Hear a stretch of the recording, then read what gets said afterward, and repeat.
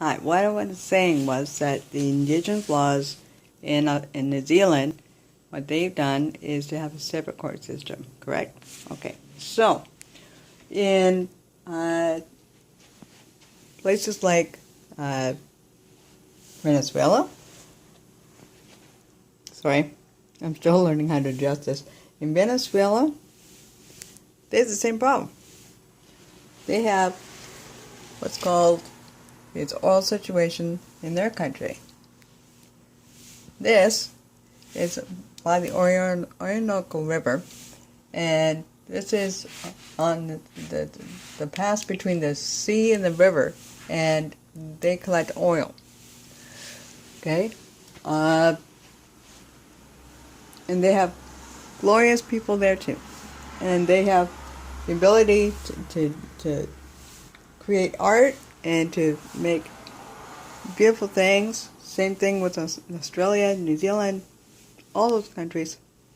But they also have the same problems with the oil or coal or whatever else that is infringing upon these people. It's a worldwide problem. And in Canada, we're at the pinnacle point where we could create another OCA. And we're trying to stop that. No one really wants an OCA. So my idea is to integrate the two laws, the Canadian laws and/or the Aboriginal laws, and/or create a system whereby the Indigenous can create their own laws and can cohabitate with Canada. And they do and we do. You know, some of these guys, they go out and they get a great job, bring in the income, live off reserve or on reserve, whatever they choose. But they still have a chance to decide their own fate. They shouldn't be treated the way they have with Frida. Frida was treated horribly by the RCMP.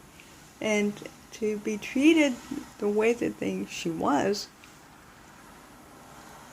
right soon after Mohawks decided to call the minister and get him to come over and visit with them, you know, while Frida is in jail.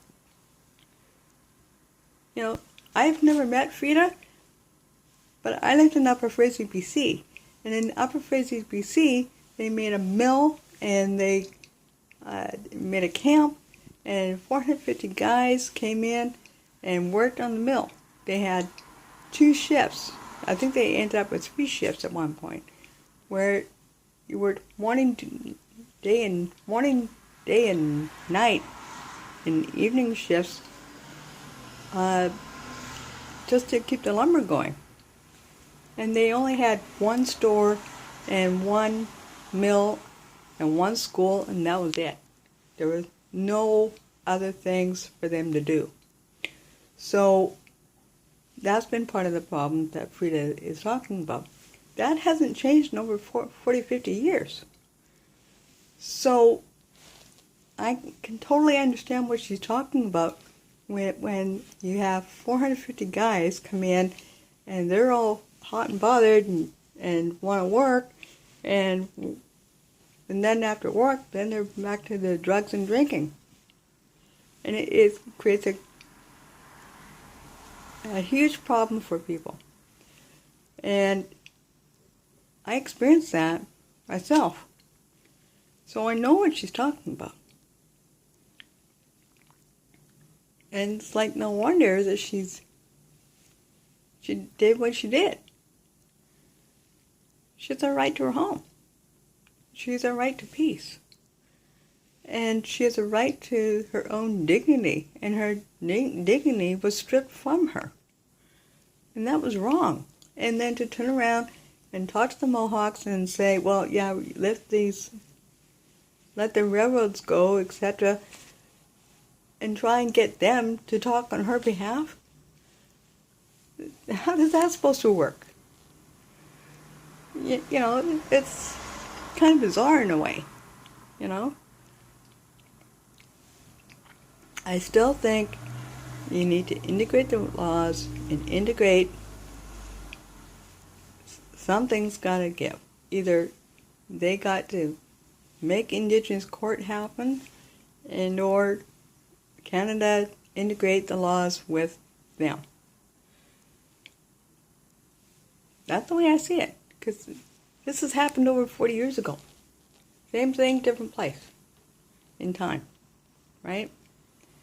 So anyway, that's my take on it. Thank you. Bye for now.